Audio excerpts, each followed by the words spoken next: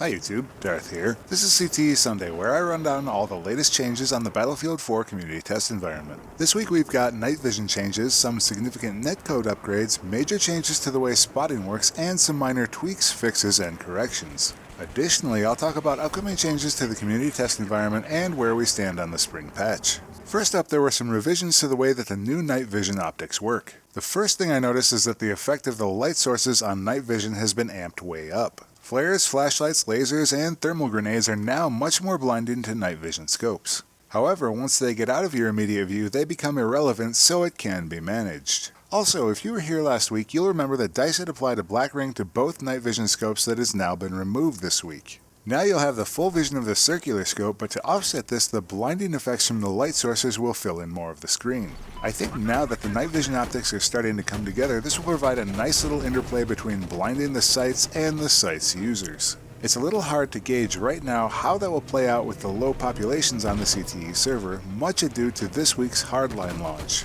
Now, spotting wasn't necessarily broken in Battlefield 4, but it definitely could use some improvements. First, did you know that in the live version of the game, whenever an enemy crosses the spotting cone in front of your player, even if you do not spot them, they are added to the minimap for everyone on your team? This cone extends for more than a kilometer in retail, so if you've ever wondered how you were spotted, there you go. Now the changes this week reduce that distance from over a kilometer to just 100 meters for this passive spotting. Additionally, the general shape of spotting has been tweaked. Rather than being a cone at all distances, it's now more of a diamond.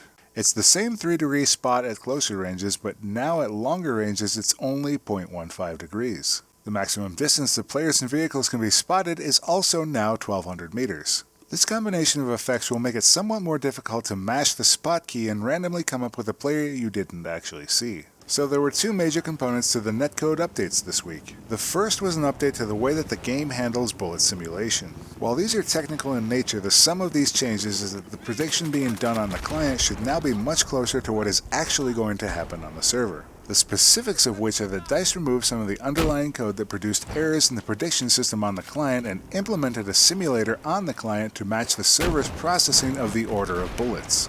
Net effect is that the predicted bullet hits should more closely match the actual result and tracer fire. The second part of the netcode update is a huge game changer for Battlefield. Presently, the tick rate of Battlefield 4 is locked at a maximum of 30 Hz, meaning that your client communicates to the server up to 30 times per second.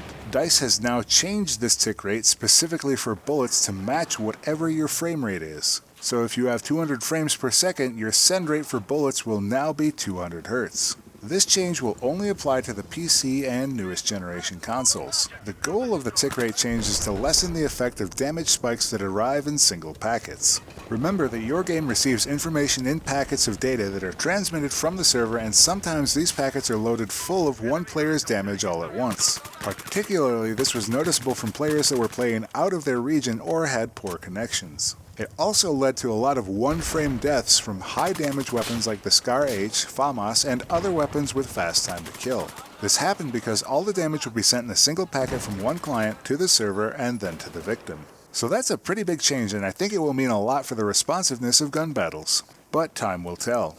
As with every week, we've got a few smaller changes that I'll cover now. Continued work was put in on the night versions of Zavad and Golmud, with lighting being the main focus this week. Soldier callouts were slightly tweaked, and a sound crash bug was also fixed. That's all the updates from the CTE for this week, but we've got more coming in this next week. There's been rumors circulating that we will see new content coming to the CTE in the coming weeks, and some folks are claiming that it may even land this week. However, without there being any social media traffic from the usual promotional channels, I don't think we'll be seeing any new maps not related to night maps for some time soon. What has been mentioned is that the spring patch will begin testing on the CTE very soon.